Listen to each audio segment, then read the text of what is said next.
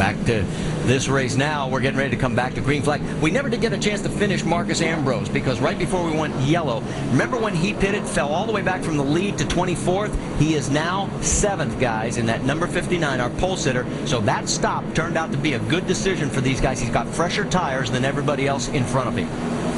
Speed-wise, he hasn't been able to keep up with the 99 now.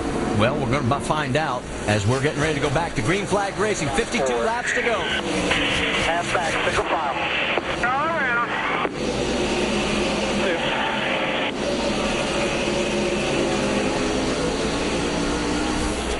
Well, run. Mike Bliss gets a good run on the outside of the lap car. Cale Gale down the back straightaway.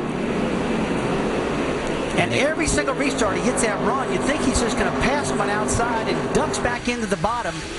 There's evidently just not enough bite on outside of the track. Oh, and we don't make it again for another lap, and you saw the 42 of Yellow's out. Right where the lap. Okay, you're all clear if you get it fired. Track will be clear when you get there. Just look for debris. And Franchitti can't get refired. Now he does.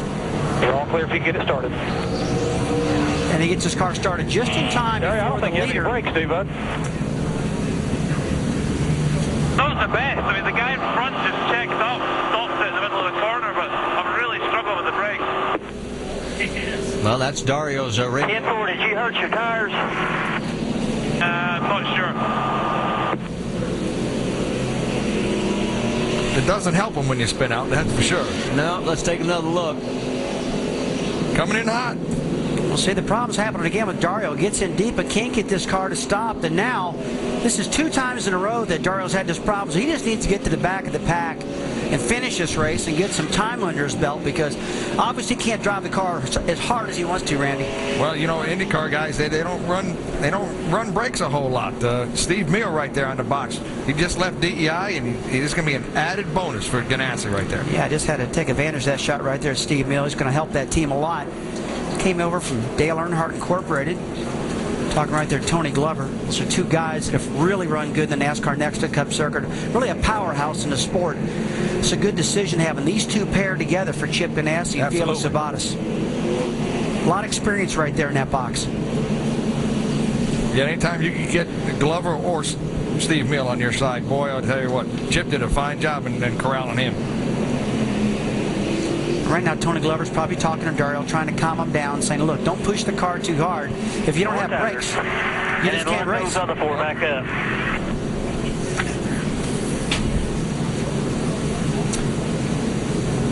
Well, while we continue under our 21st caution, I know we didn't expect that many, let's talk a little bit more about Dario. In fact, let's talk to Chip Ganassi about one of the reasons he went after Dario Franchitti for NASCAR action.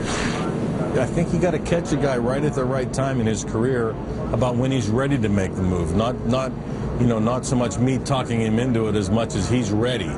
And you know, I've obviously known Dario for a lot of years, and you know, I think he was just ready to make the move. I mean, we sort of tickled the waters a few years ago, or last year, before Juan came on board. We were talking to Dario about it a little bit, and then when Juan called up, it kind of blew him out of the seat. So he was, we stayed in contact, and things happen for a reason. He went on to win Indianapolis and win the championship.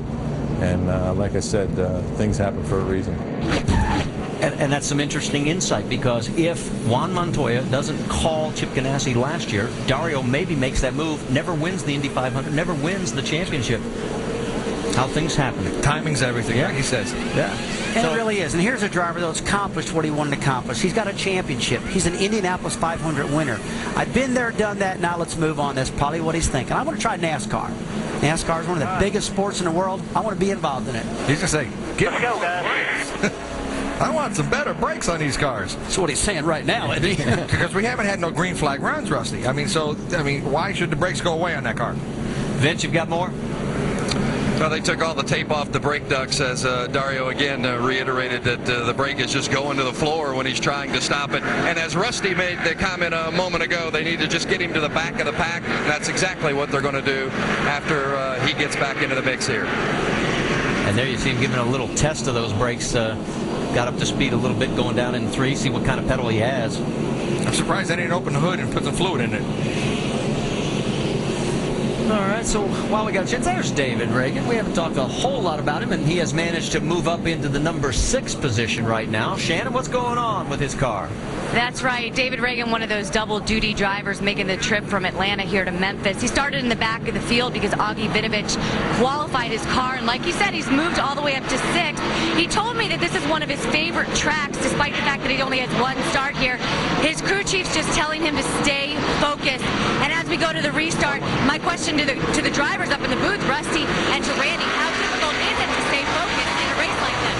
Well, it's really hard to stay focused right now with all these cautions, but he's got to do it. He's doing a good job doing it, Shannon. Just got to get this car to the end right now. 46 laps to go. Here we go. There is the 99 and the 29 movement, and here comes Bliss underneath the lap vehicle of Cale Gale. Jamie McMurray's going to follow, and so Cale will be hung out on the outside. There is the 42 of Dario Franchitti. He is in the mix of things. If the goal was to keep him back there, he's not doing it. Hang on. There's Leffler trying to go under him. A little more rubbing, and he's going to get a little bump there from Jason. Still there. 60 following inside. Clear by the 60. One back 10. Yeah, he's got flat. Clear low. Clear low. He's going to have it coming again. Left front's down. Left front's down. Left front's down, Glove. Guys, he just got roughed up there. Yes, he did. But he shouldn't have been up there. I mean, he was... Welcome to NASCAR. I don't know why they did that. With no brakes, him struggling to hold on, well, they just learned. On board with J.J. Yaley right now. He is running in 5th, and it looks like McMurray is not able to keep up with the lead pack, and there are a bunch of cars trying to breathe down. And look at Marcus Ambrose with those fresher tires. Remember, he stopped a lot earlier than all these other guys in front of him. Oh, we got another spin, the 21 of McCreadie. With 43 laps to go, we are now up to 22 cautions here at Memphis. These guys might be able to run a 500-mile race on fuel.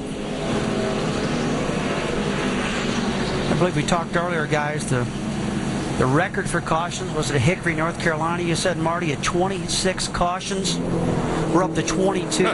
This is a modern day of NASCAR racing. And it's hard to believe we've reached this number. This is something I'll remember for a long time in broadcasting, that's for sure. Look at these cars. If anybody can pick out a car that doesn't have damage, let us know. There's 3, I think. The 99. It's the 29. And I think that's it. Yeah. The 6 car don't have no damage. That's 3. We were talking about Marcus Ambrose and how he keeps working his way. Take a look here. Got up to the apron. Yeah. Yeah, it looks like McCreadie got down the apron, actually hit the ripple strips down there, Randy, and spun the car.